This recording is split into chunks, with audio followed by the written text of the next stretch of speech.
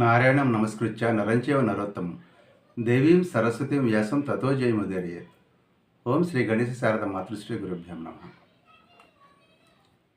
మిత్రులారా, ఈరోజు మనం వేద వ్యాస మహర్షి యొక్క అద్భుత చరిత్ర గురించి పూర్తి వివరాలు తెలుసుకునే ప్రయత్నం చేద్దాం. చివరిదాకా చూడండి. అనేకమైనటువంటి అద్భుతమైనటువంటి ఆశ్చర్యకరమైన విషయాలు మీరు గ్రహించగలుగుతారు. వ్యాసం వశిష్ఠ నప్తారం శక్తే పౌత్రమ కల్మషం పరాశరాత్మజ మందే సుఖతాతం తపోనిధిం. వ్యాస మహర్షి లేని సనాతన సంస్కృతి లేదు. ఈ వేద మతానికి రూపము జవసత్వాలు ఇచ్చినవాడు వేదవ్యాసుడే. వేద విభజన, భగవద్గీత, బ్రహ్మసూత్రాలు, మహాభారతం, విష్ణు సహస్రనామాలు, అంతేకాకుండా అష్టాదశ పురాణాలు ఇవన్నీ కూడా వ్యాస మహర్షి భిక్షే. నిజానికి పురాణాలు 108 అని కూడా చాలామంది చెప్తూ ఉంటారు. అయితే 18 మహాపురాణాలను మద్వయం చైవ ప్రత్రయం వ చతుష్టయం అనాపద్లింగ కూస్కాని పురాణాన్ని పృథక్ అన్నారు. అంటే మత్స్య మార్కండేయ పురాణాలు, భాగవత భవిష్యత్ పురాణాలు, బ్రహ్మవైవర్త బ్రహ్మాండ పురాణాలు, విష్ణు వాయు వరాహ వామన అగ్ని నారద పద్మ లింగ గరుడ కూర్మ స్కాంద, ఈ పురాణాలన్నీ కూడా మొత్తం 18 పురాణాలని చెప్తారు. 36 వివిధ కల్పాల్లో జరిగినటువంటి కథలన్నీ కూడా ఈ 18 పురాణాల్లో చెప్పడం జరిగింది. అందుకనే పురాణానికి మధ్య కథలో కొంచెం భేదం వచ్చినప్పుడు పెద్దలు ఏం చెప్తారంటే, ఒక కల్పంలో జరిగిన కథలో చిన్న మార్పులతో మరో కల్పంలో మళ్ళీ జరుగుతుంది. అందువల్లే ఈ రకమైనటువంటి చిన్న భేదాలు వస్తూ ఉంటాయి అని కూడా పెద్దలు చెప్తూ ఉంటారు. నిజానికి 108 పురాణాల గురించి నాకు చెప్పాను నేను. వాటిలో ఉపపురాణాలని, అంటే మహాపురాణాలు కాకుండా ఉపపురాణాలు, అతి పురాణాలు, లఘు పురాణాలు, ఖిల పురాణాలు, ఇంకా అనేక రకాల పురాణాలను కలిపి 108 పురాణాలుగా పెద్దలు చెప్తూ ఉంటారు. అందుకనే వ్యాసోచ్ఛిష్టం జగత్ సర్వం అంటారు పెద్దలు. అంటే వ్యాస మహర్షి యొక్క ఉచ్ఛిష్టమే జగత్తులో ఉన్నటువంటి సమస్త జ్ఞానాన్ని ఆయన సృజించాడు అన్న భావంతో అలా చెప్తారు. అందుకే సాక్షాత్ శ్రీకృష్ణ పరమాత్మ ఏమన్నాడంటే, నేను మునులలో వ్యాసుడిని అన్నారు. అందుకే మహాయోగి అయినటువంటి అరవిందులు, అంటే అరవింద ఘోష్, ఆయన ఏమన్నారంటే, వ్యాస మహర్షి మన జాతీయ కవి, మహాభారతం మన జాతీయ కావ్యం అన్నారు. మహాభారతంలో ఉన్న పర్సనాలిటీ డెవలప్మెంట్ సబ్జెక్టు ఇంకెక్కడ దొరకదు. It's a ocean. అదనమాట. ఈ వ్యాస మహర్షి ఈ యొక్క వేద విభజన చేసినప్పుడు పైలునికి ఋగ్వేదము, వైశంపాయనుడికి యజుర్వేదము, జైమినికి సామవేదాన్ని, సుమంతుడికి అథర్వణ వేదాన్ని అనుగ్రహించాడు. ఆ తర్వాత వారి శిష్య పరంపర అనేక రకాల విభాగాలు చేసి వారి శిష్యులకు వీటిని అనుగ్రహించడం జరిగింది. అయితే చాలామంది అడుగుతూ ఉంటారు, ఏమండి ఇదంతా ఒక వ్యాసులు రాశారా, అనేక మంది వ్యాసులు ఉన్నారా అన్నది ఒకటి. ఏకమేవ పురాహయాసీత్ బ్రహ్మాండం శతకోటిథ తతో అష్టాదశధా కృత్వా వేదవ్యాసో యుగే యుగే అన్నారు కదా. వివిధ మహాయుగాలు గడుస్తాయి. ఒక మన్వంతరంలో అనేక 71 మహాయుగాలు ఉంటాయి కదా, మనకు తెలిసిందే. ఈ యొక్క వైవస్వత మన్వంతరంలో కూడా ఇది అష్టావింశన్ మహాయుగే అన్నారు. అంటే 28వ మహాయుగం నడుస్తోంది. అంటే ఇంతకుముందు 27 మహాయుగాలు గడిచిపోయాయి అన్నమాట. ఈ 27 మహాయుగాల్లో కూడా ఒక్కొక్క మహాయుగంలో ఒక్కొక్క వేదవ్యాసుడు మనల్ని ఉద్ధరించి ఈ సంస్కృతిని, విజ్ఞానాన్ని కూడా పునరుద్ధరించడం జరిగింది, ప్రపంచానికి అందించడం జరిగింది. అంటే ఈ 7 ఎవరండి అంటే, బ్రహ్మ, స్వయంభవ ప్రజాపతి, శుక్ర, బృహస్పతి, సూర్య, మృత్యు, దేవేంద్ర, వశిష్ఠ, సారస్వత, త్రిధామ, వృషభ, భరద్వాజ, అంతరిక్ష, ధర్మ, త్రయారుణి, ధనుంజయ, కృతంజయ, సంజయ, అత్రి, గౌతమ, హర్యాత్మక, వాజస్రవ, సోమ, తృణబిందు, భార్గవ, శక్తి, జాతుకర్ణ, వీళ్ళందరూ కూడా 27 వ్యాసులు గతించినటువంటి వ్యాసులు. ఇప్పుడున్నటువంటి 28వ వ్యాసులు ఎవరైతే ఉన్నారో ఆయన్నే మనం కృష్ణద్వైపాయనుడు అని పిలుస్తారు. ఈ కృష్ణద్వైపాయనుడు యొక్క కథ మనందరికీ చాలామందికి తెలిసిందే. క్లుప్తంగా 3 ముక్కల్లో చెప్తాను. మనం పూర్వం సత్యవతి, మత్స్యరాజు వీళ్ళిద్దరూ కూడాను ఒక మత్స్యం గర్భం నుంచి జన్మించిన సందర్భంలో ఈ యొక్క సత్యవతిని దాసరాజు పెంచుకున్నాడు. ఆమె మత్స్యగంధి అని పిలిచాడు. అంటే చేపల వాసన వస్తుండదు ఒళ్ళంతా కూడా. ఆమెను మత్స్యగంధి అని పిలిచారు. ఆమెను ఈ యొక్క దాసరాజు పెంచుకున్న సందర్భంలో ఒకానొక సందర్భంలో ఆమె కాళిందీ తీరంలో పడవ నడుపుతూ ఉన్నప్పుడు పరాశర మహర్షి అంటే శక్తి మహర్షి యొక్క కుమారుడు అయినటువంటి పరాశర మహర్షి, ఆయన అద్భుతమైనటువంటి తపస్సంపన్నుడు. ఆయన ఆల్రెడీ విష్ణు పురాణం గతంలోనే రాయటం జరిగింది. ఆ పరాశర మహర్షి అక్కడికి వచ్చి నన్ను నదిని దాటించమని అడిగాడు ఆమెని. ఆమె నదిని దాటిస్తూ ఉన్నప్పుడు ఆమె యొక్క శుభలక్షణాలను చూసిన పరాశర మహర్షి ఈమె ద్వారా లోకాన్ని అనుగ్రహించదలిచి ఆమెతోటి, అమ్మ, నీ ద్వారా ఒక కుమారుడిని పొందాలనుకుంటున్నాను, అతని ద్వారా ఈ యొక్క లోకానికి శుభం జరుగుతుందన్న పాయింట్ మీద ఆయన ఆమెతోటి సంగమించడం జరిగింది, ఆమె యొక్క కన్యత్వం చెడకుండానే.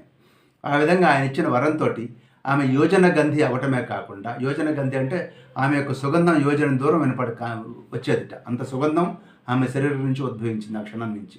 అంతేకాకుండా ఆమె గర్భంలో, సద్యో గర్భంలో అంటే అప్పటికప్పుడే వ్యాస మహర్షి యొక్క జననం అక్కడే ఉన్నటువంటి ఒక ద్వీపంలో జరిగింది. అందుకని ఆయన ద్వైపాయనుడు, కృష్ణ ద్వైపాయనుడు. ఆయన నల్లగా ఉండేవారు కాబట్టి ఆయన్ని కృష్ణ ద్వైపాయనుడు అని పిలిచారు వ్యాస మహర్షిని, 28వ వ్యాస మహర్షిని.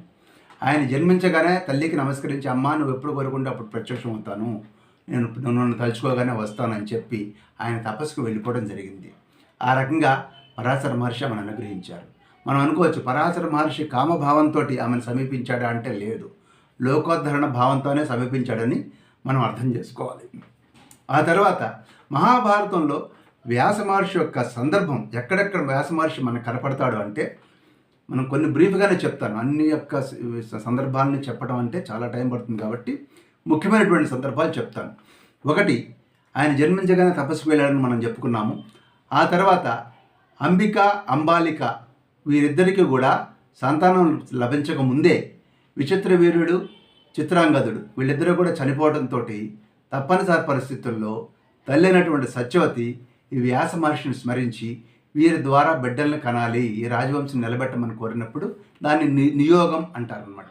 నియోగం అనే పద్ధతిలో వారికి సంతానం అనుగ్రహించమన్నప్పుడు ఈ అంబిక, అంబాలిక, ఈ అంబికాసుతుడే ధృతరాష్ట్రుడు కదా. ఈ విధంగా అంబికను ముందు ఆ యొక్క వ్యాస మహర్షితో సంగమించడానికి పంపించినప్పుడు ఆమె భయంతో కళ్ళు మూసుకున్నప్పుడు ఆ యొక్క మాతృదోషం వలన ఆమెకు గుడ్డువాడైన ధృతరాష్ట్రుడు పుట్టాడు.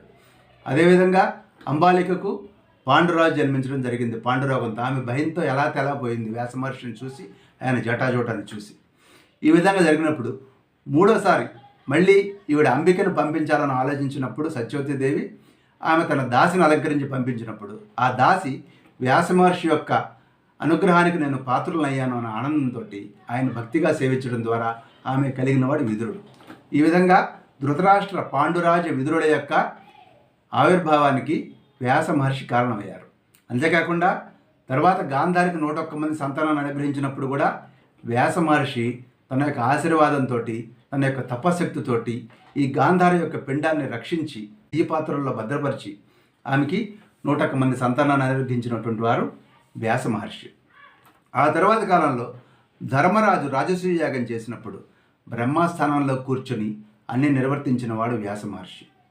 భూమునికి హిడింపుకు వివాహం జరిగిన సందర్భంలో దారిలో వ్యాస మహర్షి ప్రత్యక్షమయ్యి వారికి మహావీరుడైన పుత్రుడు కలుగుతాడు ఘటోత్కచుడు అని చెప్తూనే పనికి వస్తాడు అని చెప్పాడు. అంటే భవిష్యత్తుని ముందే ఊహించారు వ్యాస మహర్షి. ఘటోత్కచుడు ఏదో చిరంజీవాని అని ఆశీర్వదించాలి, పనికి వస్తాడని ఆశీర్వదించడం జరిగింది. అంతేకాకుండా తర్వాత మీరు పాంచాలకు వెళ్ళండి, ద్రౌపది మీకు లభిస్తుంది అని చెప్పినవాడు వ్యాస మహర్షి. ఆ విధంగా ద్రౌపదీదేవి యొక్క పూర్వజన్మ యొక్క వృత్తాంతాన్ని కూడా ఈ పాండవులకు చెప్పాడు వ్యాస మహర్షి. అంతేకాకుండా దారిలో కూడా మరోసారి వారికి ఆశీస్సులు అందించాడు వ్యాస మహర్షి. ఆ తర్వాత ద్రౌపది వివాహం జరిగిన తర్వాత, అమ్మ భిక్ష తీసుకొచ్చాము అని పాండవులు ద్రౌపదిని తీసుకుని ఇంట్లోకి వెళ్ళినప్పుడు కుంతీదేవి, నాయన అందరూ సమానంగా భిక్ష పంచుకోండి అని చెప్పినప్పుడు అప్పుడు కుంతీదేవికి అసత్య దోషం కలగకుండా ఉండే విధంగా ఏం చేయాలని ఆలోచిస్తున్నప్పుడు వ్యాస మహర్షి ప్రత్యక్షమై వారందరికీ కూడా తాను గతంలో చెప్పిన ద్రౌపది కథను మళ్ళీ చెప్పడమే కాకుండా ద్రుపద మహారాజుకు ఆ ద్రౌపది యొక్క పూర్వజన్మ వృత్తాంతాన్ని కళ్ళకు కట్టినట్లుగా ఆయనకు దివ్యదృష్టిని అనుగ్రహించి చూపించి తద్వారా ఆయన కూడా వివాహానికి ఒప్పుకున్నట్లు చేశారు. ఆ తర్వాత వనంలో ఉన్నటువంటి పాండవులను చంపాలని కౌరవులు ఆలోచించినప్పుడు వ్యాసుడు తన దివ్యదృష్టితో దాన్ని గ్రహించి వెంటనే ధృతరాష్ట్రుడి దగ్గరికి వచ్చి, నాయనా, నీ కుమారులు పాండవుల యొక్క నాశనాన్ని కోరుతున్నారు, అడవిలో ఉన్నటువంటి పాండవులను, వారిని ఇప్పుడే కనుక పరిమార్చే ప్రయత్నం చేస్తే సర్వనాశనం, మీ కౌరవంశ వినాశనం ఇప్పుడే జరుగుతుంది, జాగ్రత్త అని చెప్పాడు వ్యాస మహర్షి.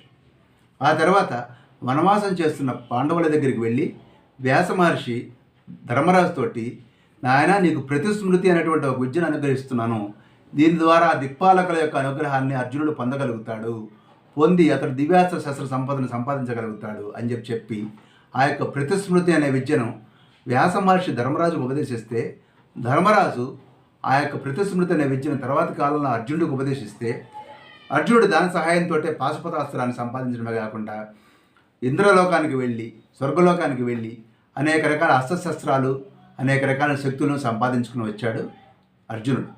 వీటి వెనుక కూడా వ్యాస మహర్షి యొక్క పాత్ర ఉంది. కామ్యక వనంలో పాండవులకు దాని అనేకసార్లు దర్శనం ఇవ్వటము చేయడం కాకుండా, యుద్ధ ప్రారంభంలో, మహాభారత యుద్ధ ప్రారంభంలో సంజయుడికి దివ్యదృష్టి ఇచ్చాడు వ్యాస మహర్షి. అంటే యుద్ధాన్ని రన్నింగ్ కామెంటరీగా ఈ యొక్క ధృతరాష్ట్రుడికి చెప్పేటువంటి అవకాశాన్ని సంజయుడికి ఇచ్చి, నీకు అక్కడ ఉన్నటువంటి వారి యొక్క మనసులో ఏమనుకున్నారో అన్నీ కూడా తెలుస్తాయి, నువ్వు యథేచ్ఛగా యుద్ధరంగంలో ఉండగలుగుతావు అని చెప్పని ఆయనకు వరం ఇవ్వటం జరుగుతుంది. ఆ విధంగా సంజయుడు యుద్ధరంగానికి వెళ్ళి అన్నీ చూడటమే కాకుండా ఎవరి మనసులో ఏమనుకుంటున్నారో కూడా గ్రహించగలిగి అన్నీ కూడా తీసుకొచ్చి ధృతరాష్ట్ర మహారాజుకి చెప్పడం జరుగుతుంది. ఆ తర్వాత ద్రోణ పర్వంలో అభిమన్యుడు మరణించిన సందర్భంలో కూడా వ్యాస మహర్షి వచ్చి ఈ పాండవులను, అర్జునుడిని, ఉత్తరను కూడా ఊరడించడం జరుగుతుంది. ఆ తర్వాత మరో సందర్భంలో ద్రోణుడి యొక్క శిరస్సుని దుష్టజుమ్నుడు ఖండించినప్పుడు విపరీతమైన కోపంతో ఈ యొక్క అశ్వత్థామ నారాయణాస్త్రాన్ని ప్రయోగిస్తాడు. వెంటనే పుంఖాలుగా అస్త్రశస్త్రాలు దాని నుంచి వెలువడి పాండవులను వరుసపెట్టి చంపడం జరుగుతుంది. ఆ సందర్భంలో ఆ యొక్క అస్త్రాన్ని ఉపశమించడం కోసం శ్రీకృష్ణ పరమాత్మ ఏం చేశారంటే అందరినీ తమ యొక్క అస్త్రాలను వదిలేసేసి భూమి మీద నిలబడమని చెప్తాడు. ఆ విధంగా నిలబడినప్పుడు ఆ అస్త్రానికి సరెండర్ అయిపోయినప్పుడు ఆటోమేటిక్గా నారాయణాస్త్రం ఉపశమిస్తుంది. అప్పుడు అశ్వత్థామ ఆశ్చర్యపోయి, ఇంత అద్భుతమైన అస్త్రము నరనారాయణులు అంటే కృష్ణార్జునులు ఏమీ చేయలేకపోయింది ఎందుచేత అని వ్యాసమహర్షిని అడుగుతాడు. అప్పుడు వ్యాసమహర్షి చెప్తాడు, వాళ్ళు ఎవరనుకుంటున్నావయ్యా, సాక్షాత్తు నారాయణుడే కృష్ణుడు, ఆయన అంశతో పుట్టిన వాడే నరుడు కూడాను, ఆ నరనారాయణులు నువ్వేమీ చేయలేవు, అంతేకాకుండా వాడు పూర్వం శివుణ్ణి భక్తి ప్రపత్తులతోటి లింగ రూపంలో ధ్యానించారు, నువ్వు విగ్రహంతోటి నువ్వు చేశావు, ఆ విధంగా వాళ్ళ లింగ పూజ చేయటం ద్వారా వారికి అద్భుతమైనటువంటి శక్తి సమకూరింది, అందువలన నువ్వు వాళ్ళని ఏమీ చెయ్యలేకపోతున్నావు, చెయ్యలేవు అని స్పష్టంగా చెప్పడం జరుగుతుంది. అంతే సందర్భంలో మరోసారి అర్జునుడు అంటాడు, యుద్ధంలో నేను యుద్ధం చేసేటప్పుడు శత్రువులను నేను చంపడానికంటే ముందే ఒక శూలధారైనటువంటి ఒక వ్యక్తి భయంకర శరీరంతో అందరినీ కూడా శత్రువులను సంహరిస్తున్నట్టుగా నాకు కనపడుతూ ఉంది, నా అస్త్రం ఆ శస్త్రం శత్రువుని తాకే లోపలే అతని యొక్క త్రిశూలం ఆ శత్రువుని తాకుతోంది, ఇదంతా ఏమిటి అని చెప్పని వ్యాసమహర్షిని అడిగినప్పుడు, నాయన యుద్ధంలో రుద్రుడు ఈ యొక్క మీ యొక్క నారాయణుడు ఇక్కడ ఉన్నాడు, ఆయనకి మేలు చేసే ఉద్దేశంతో రుద్రుడు యుద్ధభూమిలో సంచరిస్తూ మీకు సహాయం చేస్తూ ఉన్నాడు అని కూడా వ్యాసమహర్షి చెప్పడం జరుగుతుంది.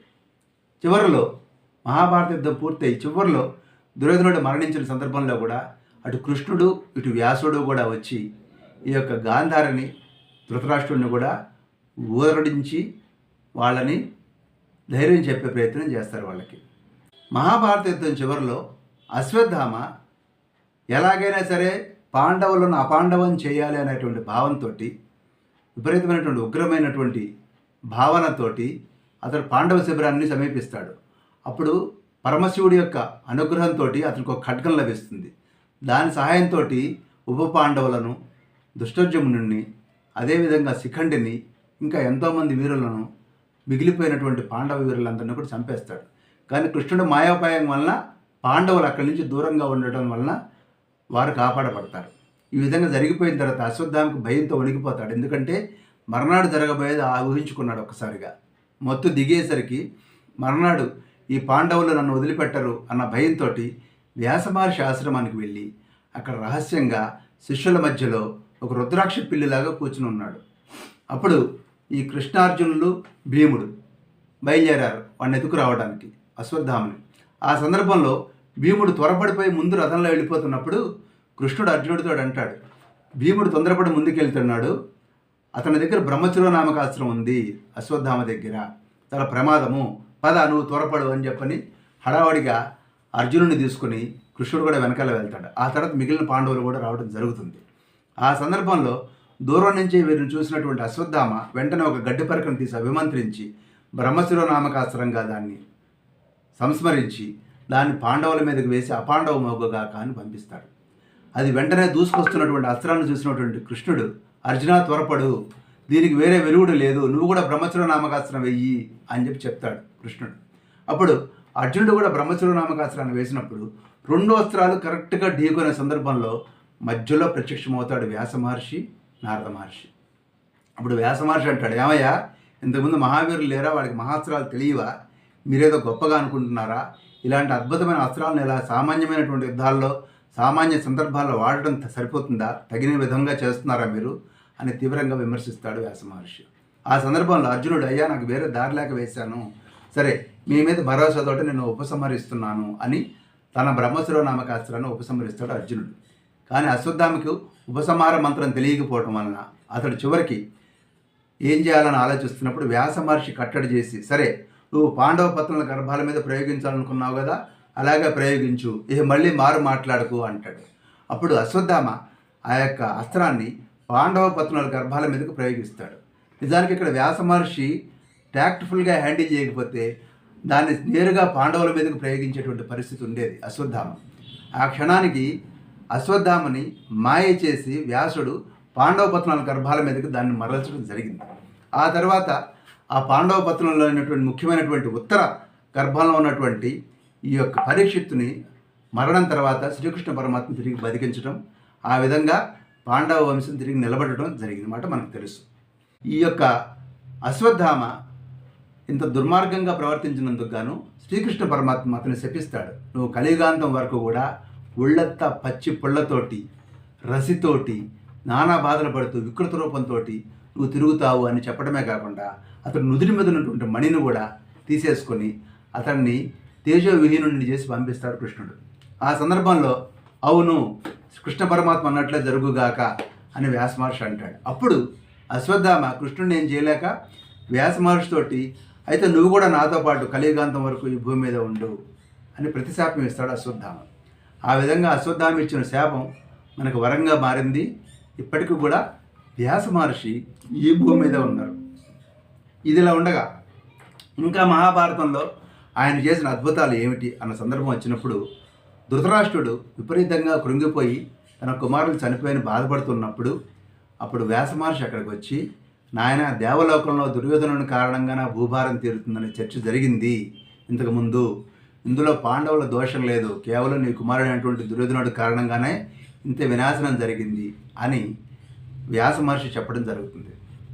ఆ తర్వాత పాండవులు కృష్ణుడు కూడాను ధృతరాష్ట్రుని యొక్క అనుమతితోటి గాంధారీదేవి దగ్గరికి వస్తారు. అప్పుడు గాంధారీదేవి పాండవుని శపించాలని భావిస్తూ ఉంది మనసులో.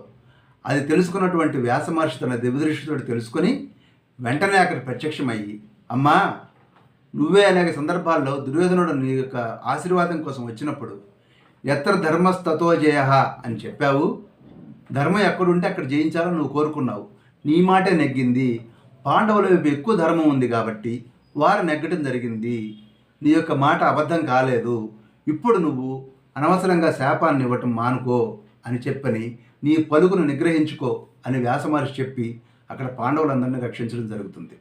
ఆ తర్వాత వ్యాసుని అనుమతితోటి కౌరవ స్త్రీలందరూ కూడాను గాంధారితో సహా ఈ యొక్క యుద్ధరంగానికి వెళ్ళాలనుకున్నప్పుడు గాంధారికి దివ్యదృష్టిని ప్రసాదిస్తాడు వ్యాస మహర్షి.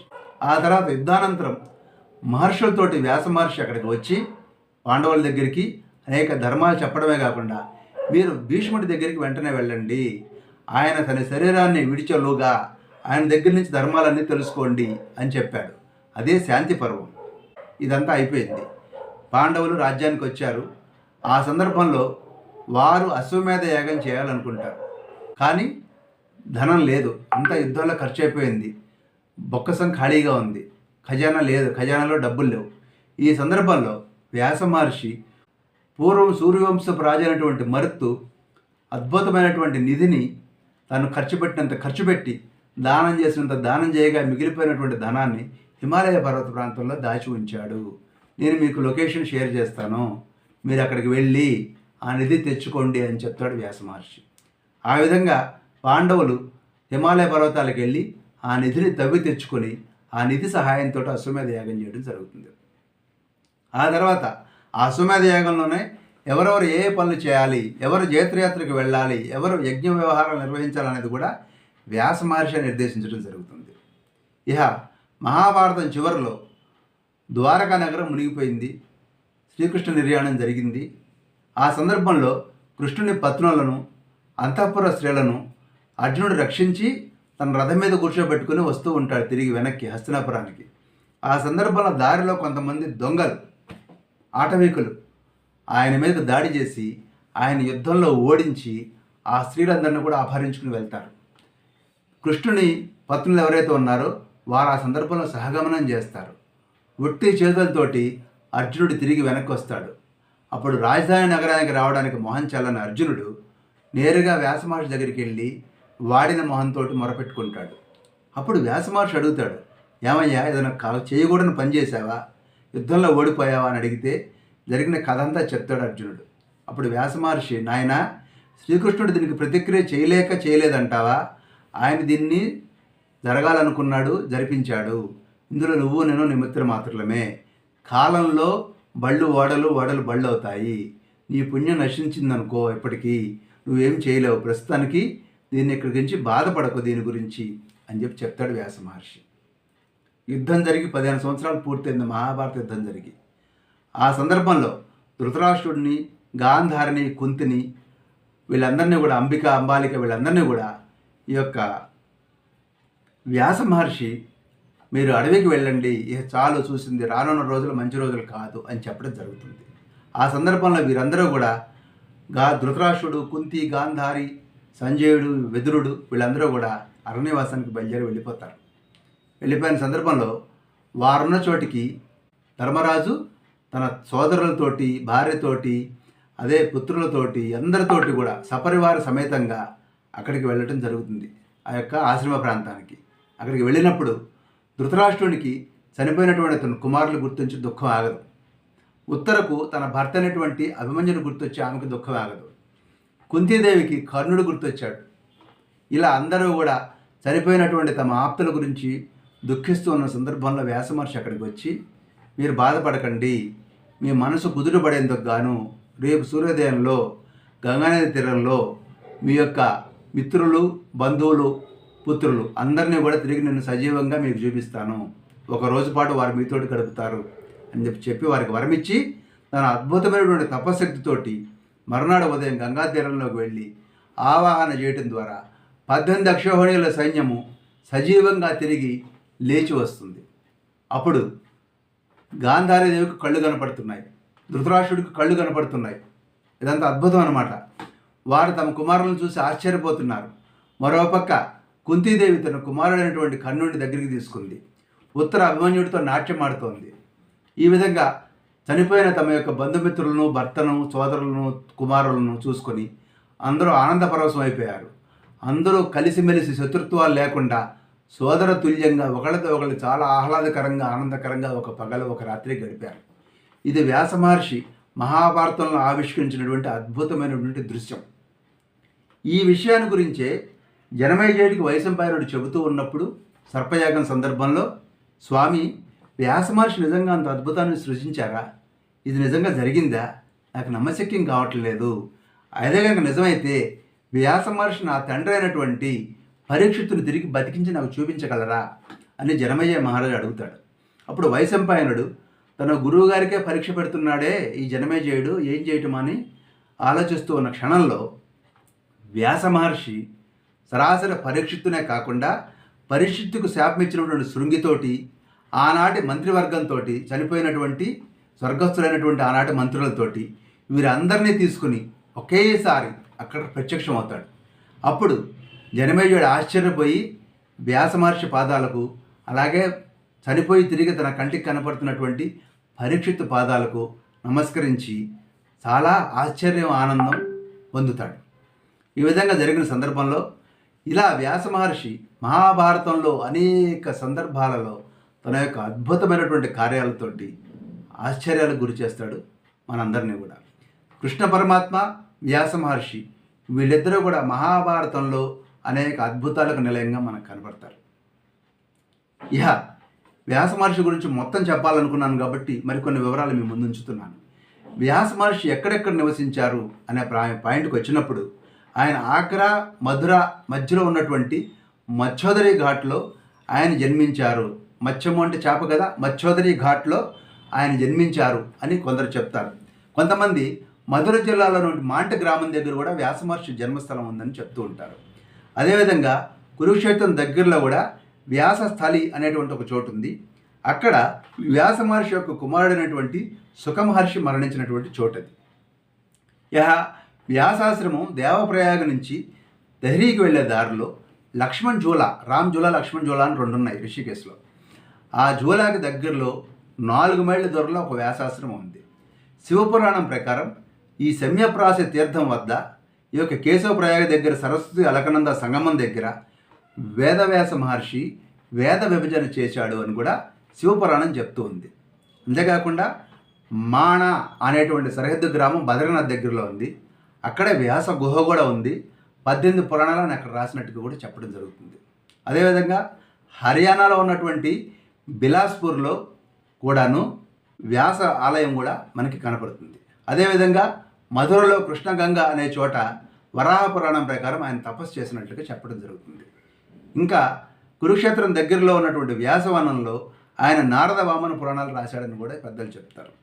ఇహ గంగానది అవతల ఒడ్డున ఉన్నటువంటిది అంటే వారణాసి యువతల పక్కన ఉంటే కాశీ, అవతల పక్కన ఉన్నటువంటిది వ్యాస కాశీ. ఒకానొక సందర్భంలో వ్యాస మహర్షి కాశీలో భిక్షాటనకు వెళ్ళినప్పుడు ఆ రోజు అన్నపూర్ణాదేవి ఇతన్ని పరీక్షించదలుచుకుంది వ్యాస మహర్షిని. ఆ సందర్భంలో ఎవరో భిక్ష ఇవ్వని సందర్భంలో ఆయన కాశీ నగరాన్ని శపించాలనుకున్నాడు. అప్పుడు అన్నపూర్ణాదేవి ప్రత్యక్షమయ్యి వ్యాసుణ్ణి కాశీ నుంచి బహిష్కరించింది. అందుకని నా గంగానది అవతల ఒడ్డుకి వెళ్ళి అక్కడ స్థిర నివాసం ఏర్పరచుకున్నారు. దాన్నే వ్యాస కాశీ అంటారని కూడా చెప్తారు. అదేవిధంగా మధురలో ఉన్నటువంటి అవిముక్త తీర్థం అనేటువంటి చోట కూడా ఆయన 12 సంవత్సరాలు తపస్సు చేసి శివ సాక్షాత్కారం పొందారు అని కూడా చెప్తూ ఉంటారు. ఇప్పుడు నేను చెప్పినవన్నీ కూడా వ్యాస మహర్షికి అనుబంధంగా ఉన్నటువంటి స్థలాల వివరాలు. ఇహ మహాభారతం గురించి ఒక్క ముక్క చెప్పుకుందాం. వ్యాస మహర్షి తన యోగశక్తితోటి సృష్టి రహస్యాలని తెలుసుకొని మహాభారత రచన చేయాలని పూనుకున్నాడు. ఆ సందర్భంలో బ్రహ్మదేవుడు ప్రత్యక్షమై నువ్వు విఘ్నేశ్వరుడు యొక్క సహాయ సహకారాలతోటి నువ్వు మహాభారత రచన పూర్తి చెయ్యి అని చెప్పినప్పుడు విఘ్నేశ్వరుడు ఏమన్నాడంటే, నేను నీకు సహాయం చేస్తాను, నీ మహాభారతం నేను రాసి పెడతాను, అయితే నువ్వు ఆపకుండా చెప్పాలి అన్నాడు.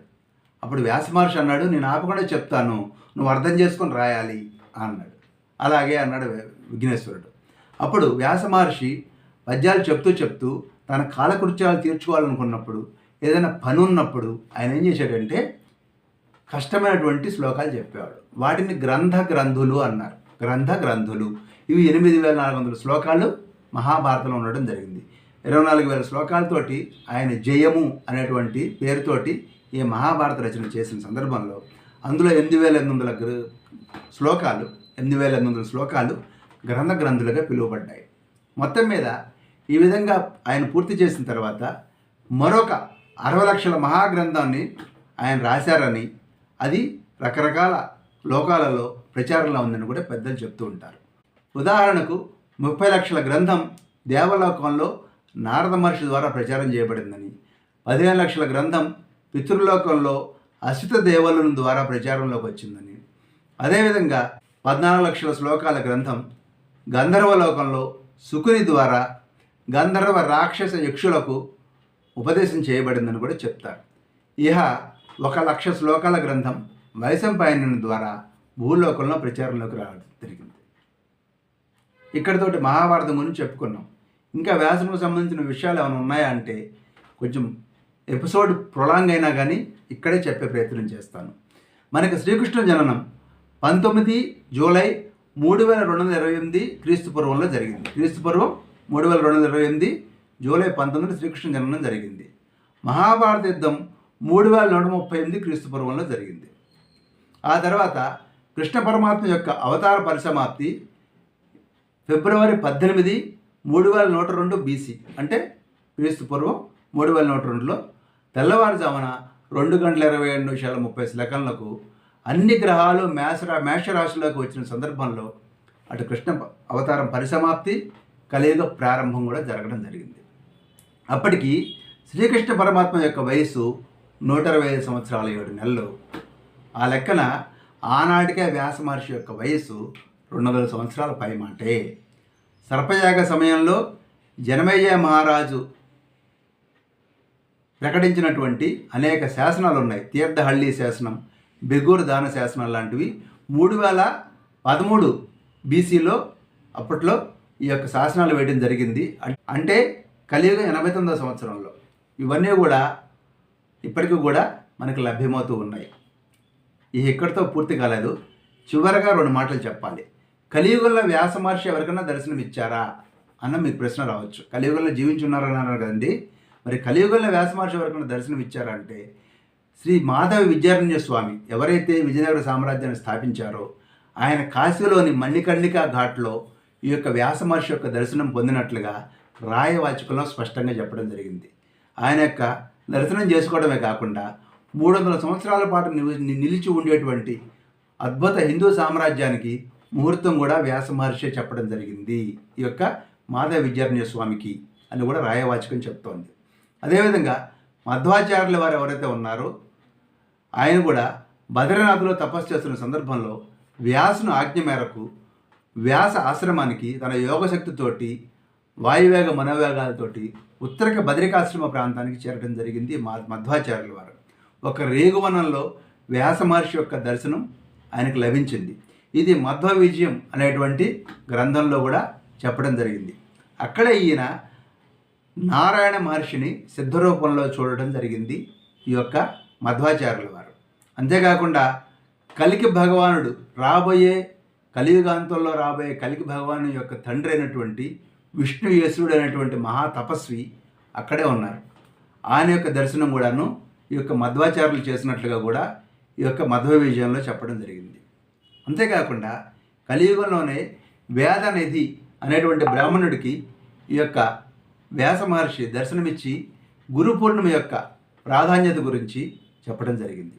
ఆషాఢ శుద్ధ పూర్ణిమ నాడు అంటే వ్యాస మహర్షి జన్మదినం నాడు గురు పూర్ణిమగా జరుపుకోమని, ఆ రోజున పౌరాణికులను కానీ వేద విధులను కానీ గురువులను కానీ పూజించినట్లయితే వారికి తన దర్శనం అవుతుందని కూడా వ్యాస మహర్షి చెప్పడం జరిగింది. అందువల్లనే సాయిబాబా లాంటి అనేక మంది అవధూతలు కూడా గురు పూర్ణిమకి అత్యంత ప్రాధాన్యత ఇచ్చి ఆషాఢ శుద్ధ పూర్ణిమ లేదా వ్యాస పూర్ణిమను గురు పూర్ణిమగా జరుపుకోమని చెప్పని కూడా చెప్పడం జరిగింది. ఈ విధంగా ఆనాటికి ఈనాటికి ఏనాటికి కూడాను ఈ యొక్క భారతీయ హైందవ సంప్రదాయానికి ఈ యొక్క మూల పురుషుడైనటువంటి వ్యాస మహర్షిని మనం ప్రతిరోజు స్మరించాలి. ఆయన ప్రాతస్మరణీయుడు. స్వస్తి.